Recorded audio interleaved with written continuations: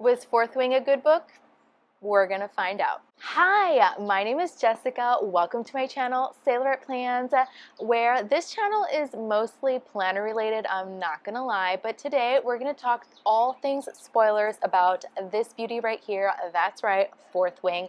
I recently did film a non-spoiler filled vlog, so if you're interested in watching that, I'll have that link down below. Just be warned, it is more blog than like non-spoiler review, but if you want to watch me run all the errands, check it out. But on to this baby right here.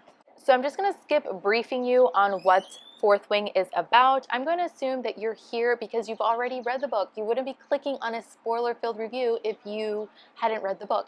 And if you didn't, click off, please, unless you do want to be spoiled. I don't know. But I do love that at the very beginning, like literally right here, we do have a trigger warning. If you're still here, person that wants to be spoiled, if you've managed at this point to not be spoiled.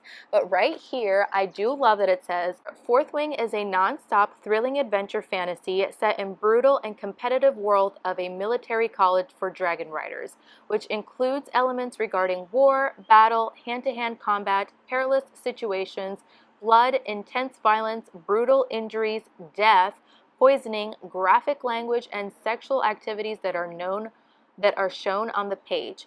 Readers who may be sensitive to these elements, please take note and prepare to enter Besgaeth War College. ...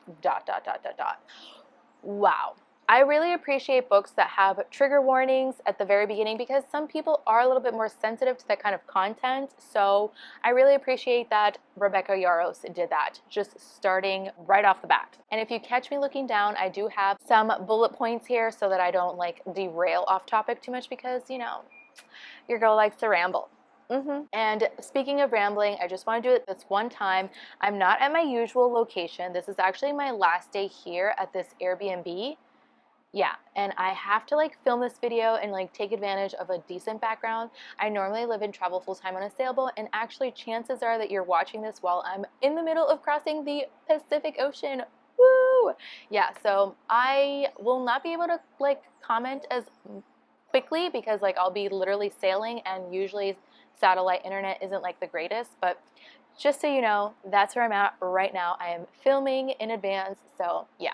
I do want to mention, like also, since we're talking about the very beginning of the book, I love a map. I love maps in fantasy books so much. Actually, if I could just photocopy this and include this in my planner, like I could, like I wish I could. Maybe I should, actually. I just really thought about that. And it's so gorgeous. It is so pretty. Like, look at this beauty. Yeah, I got this on Amazon, so I don't have like the fancy sprayed edges. It's so gorgeous.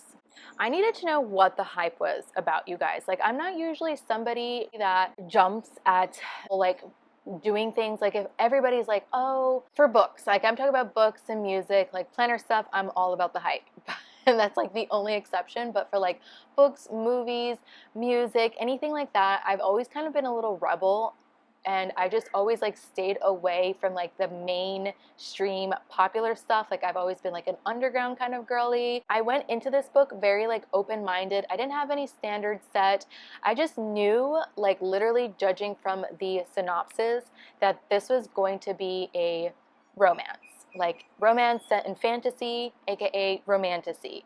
So it was like blatantly obvious who was going to be who just from not even like reading the first page.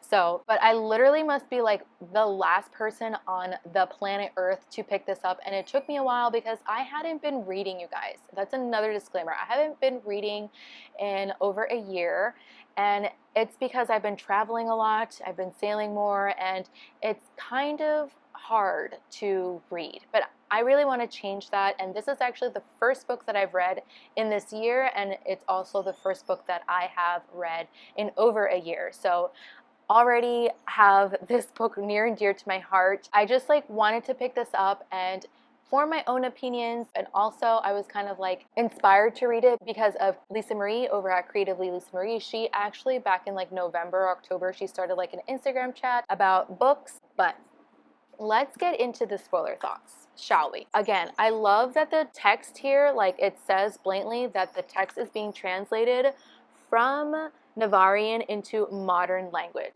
just so that we, the readers, can understand the common language. And immediately, the very first line, I have to commend, like I'm a sucker for like first liners, you know, like bam, like attention grabbing, and not in an annoying way, because a lot of times I feel like YA books kind of have like an annoying first liner, and it's like, oh, I saw something jiggle and it was her boobs or something like that. You know what I mean? Like it's so like not, I'm specifically, I'm sorry, no shade, but I'm specifically thinking about Becky Albertalli books. I'm sorry. It's been a while, but yeah, it's just really YA. And this did read, in my humble opinion, very YA. It's not, but I will consider it like new adult, just because like the age of the characters, you know, I think she said she was like 19, Dane is like 20, and then Xaden is 23 years old. So they're definitely not teenagers, though they kind of read kind of young. Xaden, I would say, reads more like his age, I feel like, but like she, I don't know, it just read a little YA-y to me, you know? And the last time I read like a romantasy book was The Shadows Between Us. And guys, if you haven't read that book, or maybe you did, but like The Shadows and Xaden, like tell me they're not one and the same. Like there's so many things in this book that I like connected it to from books that I've read in the past. I did not read Divergent. This was definitely compared a lot to Divergent, and I have not joined the Sarah J. Maas bandwagon. I've been meaning to for so many years, and I just never did. This is like super, super nostalgic, which is another reason why like I really loved it, because I thought it had a little bit of elements of Hunger Games, and I'll let you know which section in a little bit. But it just, yeah, here, I'll just get into that. Yeah, I forgot. Oh my God. I forgot to say like the first line here. Conscription Day is always the deadliest. I have no idea what Conscription Day even meant, you know, at the time of reading, but like when you have that with the word deadliest, it's like boom, like immediately you're pulled in, you know? And so the part that reminds me of the Hunger Games here is, head forward, you should have cut your hair. She pulls the strands tight against my head and resumes weaving. It's a liability in sparring and in a battle, not to mention being a giant target. No one else has hair that fades out to silver like this, and they'll already be aiming at you. So two things I want to note here, and this is like page 8 going into page 9, is number one, the Hunger Games vibes, which the older sister kind of like, well, Katniss is older, right? But she like volunteers for her younger sister, Prim, but in this case, Violet is the younger sister, and I just felt like it was kind of like Hunger Games-y when like they have that moment together, Katniss and Prim, before like Katniss is like swept away, and so I kind of like thought that gave me like Hunger Game vibes a little bit, and just like the battles in general, like the what do you call them, the hand-to-hand combat that they have like in training, kind of like gives me like Hunger Games vibes. Like they are like able to kill each other, like in their own squad they're able to like kill each other, which is like kind of Hunger Games-y, right? Am I right? Like, do you see that? What else did I want to say? So the snarkiness as well, I kind of like the snarkiness. I like when main characters especially have like that snarky type, you know? So I love the banter. I just love Violet as a whole, and usually like main characters tend to annoy me. I don't think I got really annoyed. I will also mention that I did have to switch to like reading this via audio, so I might have like missed some important details or some kind of detail to a certain extent, but from what I listened to, I don't think I got like annoyed at all. I think I like rolled my eyes a couple times at the romance. I felt like the romance was a little cringe. I was like moments like, oh my God, oh my God. But at the same time, like squealing.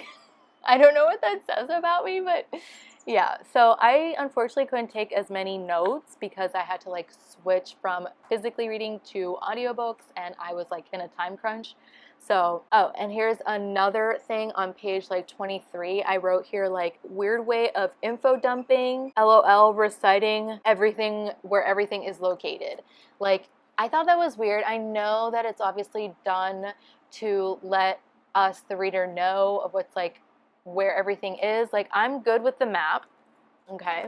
A map was provided, so I don't need the additional Navarre is in the center of the country and the Calder province is on the east side and Poromil, I don't know how to pronounce that. I was saying it Poromiel, like kind of in Spanish, is on the whatever. Like I didn't really like need that, and I thought that was kind of like unnecessary, and I don't know, I kind of like wanted to skip that part in all honesty, but I did love her intelligence. You know, usually like main characters are, and she is weak. You know, she has like a health condition that makes her super weak, but she also isn't like somebody that's like, oh, help me please, like the damsel in distress. She like is weak, but she like fights. And like nobody knows how to bear pain like Violet does. So I thought that was pretty cool to like make the main character that way. I also really, really, really love the overall setting of this place. I love the trainings. I love the dragon lore. I really loved everything about this book. I think it's kind of harder for me to like say that I don't love something. Like for me, it's easier to like rant and rave and review something that I don't like versus something that I do like for some reason. It's just easier to like pinpoint and like talk more about why I didn't like it versus I just simply liked it, you know? Like I just really enjoyed the setting. Although this book did get a lot of like crap, if you will, for the world building, I honestly, I don't care. I don't care that there wasn't a fleshed out world. And this is something that really puts me off a lot about fantasy books, which is why I don't really read them as much anymore. It's because it's so much information to like wrap your head around this like new world that you're trying to like learn and understand. And this was just so easily written. Because of that, it read so fast, which I loved. Like this is a over 500 page book, a 511 page book or something like that, and it read incredibly fast. Like I read this in a span of like 4 days. Dane after a while was annoying me. I don't know, but I felt so bad. Like I was like low-key rooting for him more than Xaden, and I kind of like still am. Are you like Team Xaden or Team Dane? And I just didn't like that it was like after a while really rubbing me the wrong way where he just like, you know, didn't accept Violet's decision. Like after a while, he just kept being annoying, and I understand he was like trying to like protect her, but it was kind of getting annoying after a while. And I relate to that part of Dane because I feel like I'm the same way. Like I feel like in a way, like I want to protect so much that it could be like overpowering or like not really taking into consideration what the other person might feel or think or anything like that. Like I do that a lot, and I've kind of been scolded for this in the past, and I know he loves her with all his heart, but in a way he was like pushing her so bad. Like if he had just like believed in her, she would have like, you know, fell for him. And when they finally did kiss, I was like, oh, this is so sad, because she didn't feel anything because she already was so madly in love with Xaden, who actually turns out to not be the bad guy, right? Like, I want to know more about their meetings. I definitely was being a little bit like nosy, like wanting to know what they were talking about more in detail. And when it was revealed in the classroom, I don't remember what the name of the class was called, but they said, oh, you know, any groups of 3 of the rebels or whatever can't be together because they can't be, you know, because they can't be seen. Oh my gosh, it's been like over a week now that I've read this book, and I'm like already forgetting a little bit of the details, but you know what I'm talking about though. And so I wanted to know more though. I wanted to know more about the history, which is rare because I usually, like I said, don't give zero fudges about the history of anything, but I did want to know more about the history between Violet and Dane, and more in general, like history about this world. That was kind of like left up in the air, and because that was like left up in the air, it feels like things just settled very conveniently when things happened. It was just like things just like, you know what I mean? Let's get to the good part now. Let's get to that part you've been waiting for. The whole like dragons mating, or, you know, having sex was like intense. It was like, wow, this is a little much. It was kind of weird. I thought it was weird. But I was thinking, oh God, oh my gosh, they're both going to be, you know, acting at the same time. And luckily that didn't happen, to like intensify, you know, the pleasure. And I am thankful that didn't happen. But wow, when it finally did happen between Violet and Xaden, I was just like, the heavens were, the gates were opening to heaven. It was like, finally, because it was very palpable. The sexual tension between these two people were just like throughout the entire, from the very beginning, was just like, oh my God, when are you just gonna like get it over with? She claims that she loves him, but obviously it's a lot of like lust and sexual attraction, which is fine. It's fine. But you know, so being that this is like a romantasy, I feel like it's supposed to be like hate to love, but it really wasn't hate to love. Like it was more like dislike to love, and they fell in love, or she did fall in love hard, very fast, which whatever. I'm actually okay with like characters insta love, if you will. Like I know like that was like a thing, like a lot of like people didn't love like insta love. And honestly, sometimes it'd be like that. You fall hard and fast real soon, you know? So no judgment from my part, but I do love a slow burn. I do. It's just so rewarding once they like get together. And the way this ended with them, like, you know, with Violet feeling betrayed at the end, and then therefore like, you know, she believed him or whatever, but like she doesn't want to be with him. I thought that was like so dumb. I'm sorry. Like he was like being suspicious from the beginning, and you still were all about him. So you knew something was up, girl. You knew something was up. But then to like find out and then be upset about it, like, I'm sorry, you didn't have any right. I'm just saying. Oh, that one scene. Oh my gosh, the one scene with the little gold dragon, Goldie. Endarna, I think is her name. Oh my God. Everybody deserved to die. Anyone that wanted to kill her deserved to die. And the one scene where like the one girl, I forget her name, I'm sorry, but like she was like talking so much crap.